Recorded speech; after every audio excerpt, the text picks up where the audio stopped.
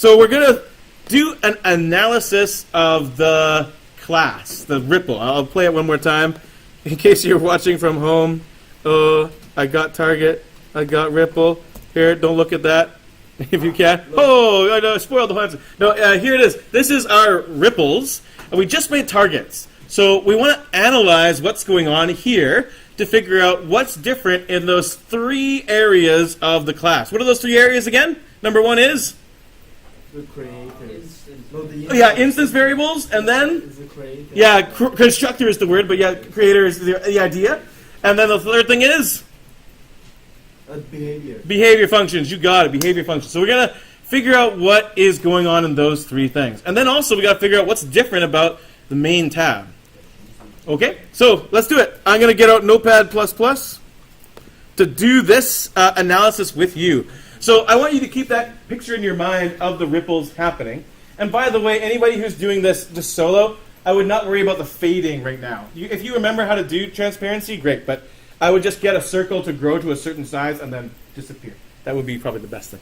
Okay, so anyways, here we go. We're going to write our class, but I'm not going to write it down as a class right now. I'm just going to think about the different parts. So let's talk about what are the instance variables, the data that each ripple will need to know. X and Y.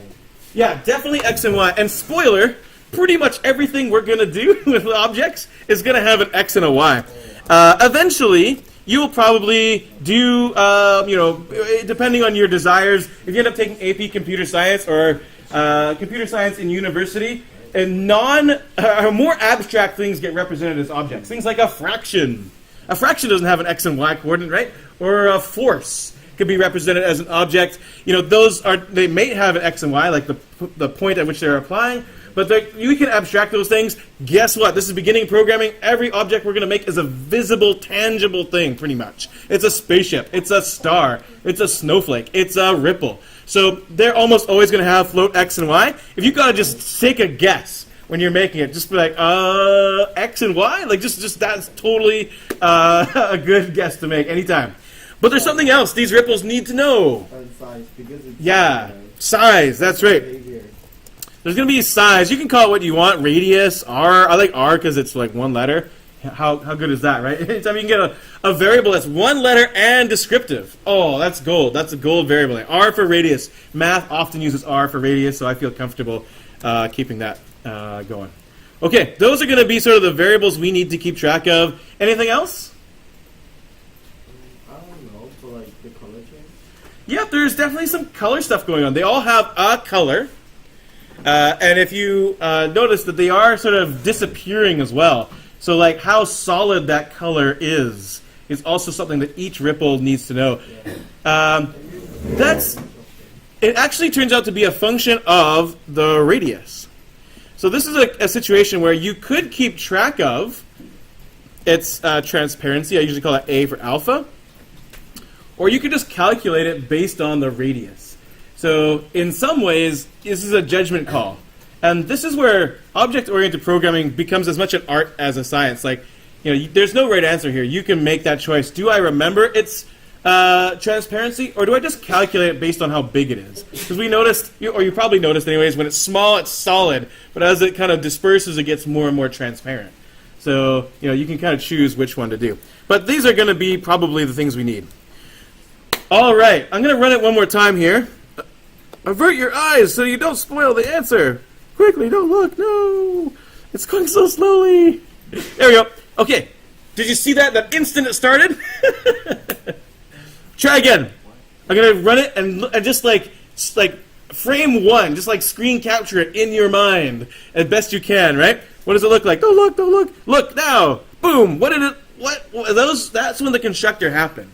As soon as that program started, the constructor acted and set up all those ripples. So let's talk about the values of those instance variables right when this. Now it's running. These are behavior functions that are changing things. Well, what do you think is going to be the constructor's? Whoa, don't show. What is the constructor going to do for those beginning values? Don't worry too much about the fact that they're going to return. We're going to recycle them. There's going to be all sorts of stuff. But don't think about that too much. Just think about that. If you screenshot it at frame one, what do you think is going to happen with x and y? X, y. What are their default values? It's just going to, we randomize them. You got it. And you might be like, wait a second. Why are we, doesn't the rain, like, doesn't a ripple start? Like, oh, actually, no, I'm getting ahead of myself. Let's just say, yeah, we're going to randomize them. Randomized. X and Y are randomized. I'll let you write that code. It's pretty easy to write, but it'll give you something to make sure that you understand what's going on. Yeah, we're going to randomize them, probably just the size of the whatever your window is. Mine's full screen, by the way. I wouldn't recommend that. I think I did that just so I could cover up the code. I kind of regret it now because I'd like to have it running at the same time. So yeah, we're going to randomize X and Y. What about radius? What radius does a ripple start at?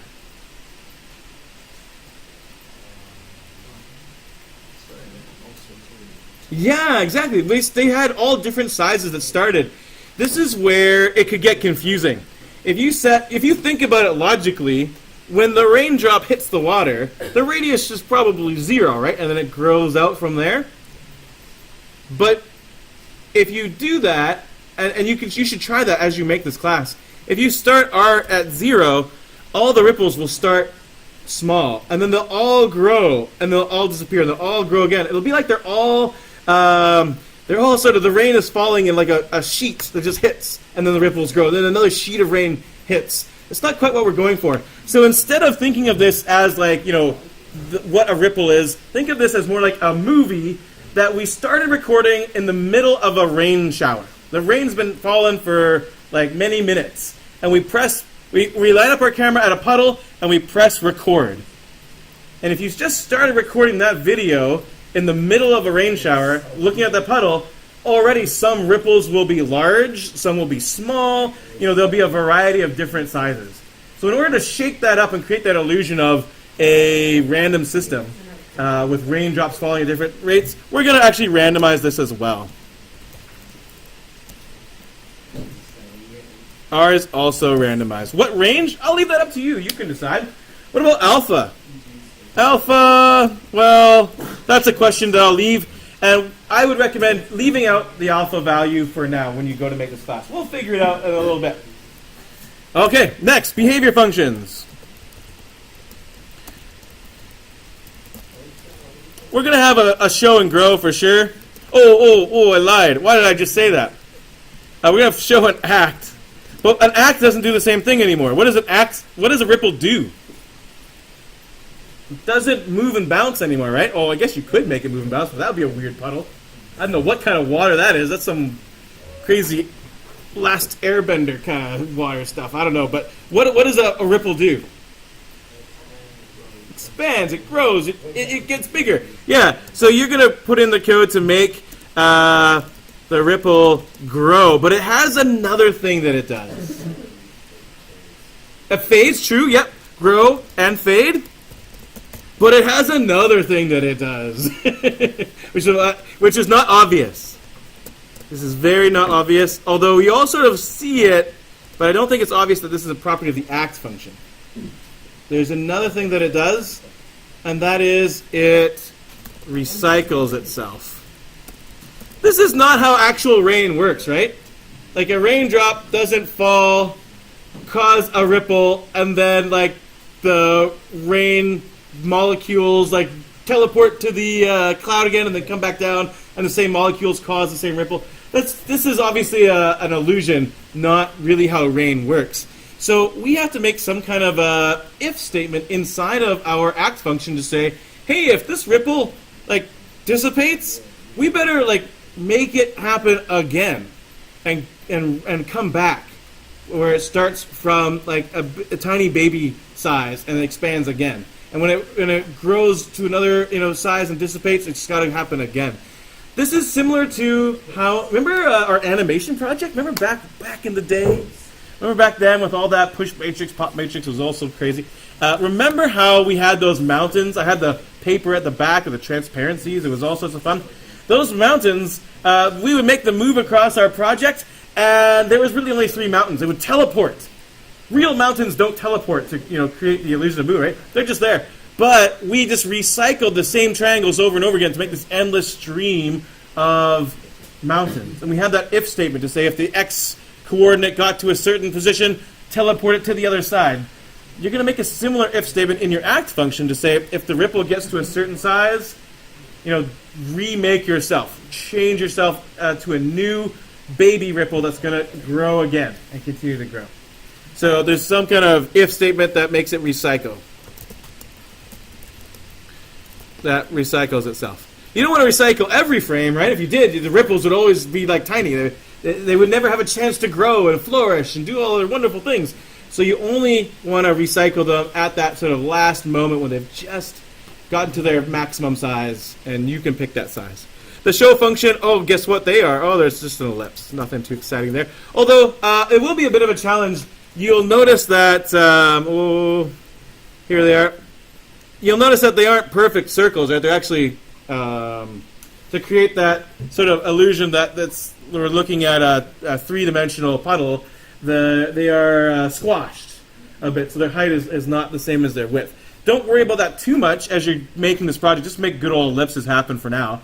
Top-down view would be totally fine. But if you can think of a way, that would be a fun little addition to add in there to make them sort of, what's that term? Like projection? What's the art term for that? Astral projection, not what I was thinking about. That's pretty awesome, though. I would love to astrally project into that code and just be in there. That'd be pretty fun. But no, I'm thinking it's like some kind of whatever. You guys get it to happen if you can, and if not, I'll show you how to do it, and it'll be pretty fun. Okay, so there's our analysis that we're going to do. Guess what I just did here? We're going to do that for this project, this mini project. Next class, you're going to do the analysis. I'm going to show you something else that'll be equally different and weird. And I'm going to give you a lot more time to think about that and do that analysis yourself. So I'm going to kind of pull back more and more, just like Homer Simpson fading into the bushes, that gif that's so good. I'm going to kind of disappear more and more and give you more and more responsibility.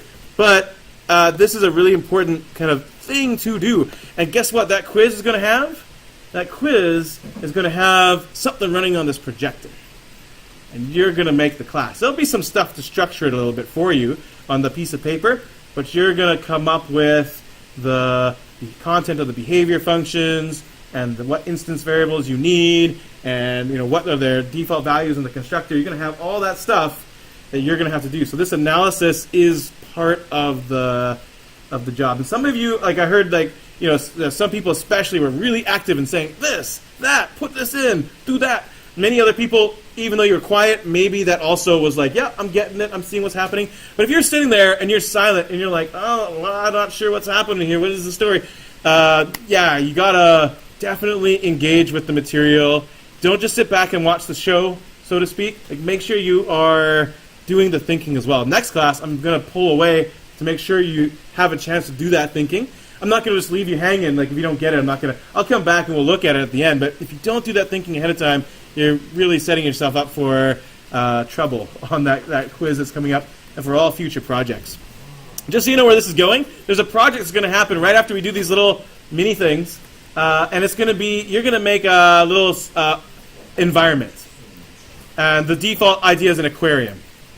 And you're going to make a bunch of fish. Gonna make it look good. I'm so on the edge of saying no. But I know it sounds ridiculous. If you slap a picture of a fish onto an object, it's going to look like a fish. But how do you make it look like a fish only in the behavior function? GIF. No, that's a show function. How do you make it move like a fish so its behavior is fish-like, as opposed to, say, a bubble, which is a different kind of action, right? Or as opposed to a kelp or something that's kind of swaying. I'm tempted to make it only about the behavior function, but I probably will relent because it's just nice to have beautiful things. So I'll probably be like, that's okay. You can slap a GIF of a fish GIF. That's just fun to say out loud. But there will be requirements for you to think about. Definitely, what should this, your bubble and your fish shouldn't have the same movement code, and it's just a different picture on it, right? They're going to have to be different in some kind of way. So doing this analysis, it will sort of be like the opposite. You'll plan this out to create something in your mind that you want to create. Other people have done space type things with asteroids and planets, and people have done all sorts of different things. We'll see some examples later on. Anyways, that's the story. So now, can you go do it? Do you think you can go make it happen? Notice we didn't talk at all about the first tab. What's going to change in the first tab? Is anything going to change? If I go to targets. Yeah, does anything have to change? I think this has to change. That's got to change because it's not going to be targets anymore. They're going to be ripples. And you probably don't want to call it targets anymore. You want to call it ripples. And you might not want 1,000 of them. But guess what? And I do want to pause for dramatic effect here. I want everyone to keep waiting. I don't think anyone really cares that much, but this first tab almost doesn't change at all. All this automation, this array, maybe the names change, but all this automation code is still exactly the same, other than the name. All this automation code in the draw function is still pretty much the same. I do want you to resist the temptation to copy and paste it. It's a great test of your understanding of the code if you can type it up without even looking. That's like, elite level. If you could type it right now without looking at an example. I don't expect anyone to be there today, but do type it out. You're welcome to have your target program open and kind of look back and forth. If you're really feeling not very comfortable about it, just split screen it and just type it out verbatim, just reading and typing at the same time. But try to move towards the ability to just be able to type it without seeing it because you truly understand each line of code. I don't expect you to be there yet, but just some repetition of typing it out. And as you're typing those out, think to yourself, do I know what this thing is doing? And if the answer is no, and be honest with yourself, right? It's going to come out sooner or later, right? When you do a test. Probably better for it to come out now. There's nothing to be ashamed about that. But do be honest with yourself, and then turn that into a question if you can. Call me over. And for the rest of the class, well, actually, we'll save some time at the end of class for a bit of an extension on this to change things up. We'll kind of play with it a bit. But do consider what you don't understand about the code as we go forward. Okay, thanks, everybody. I'll let you get started on making your ripples.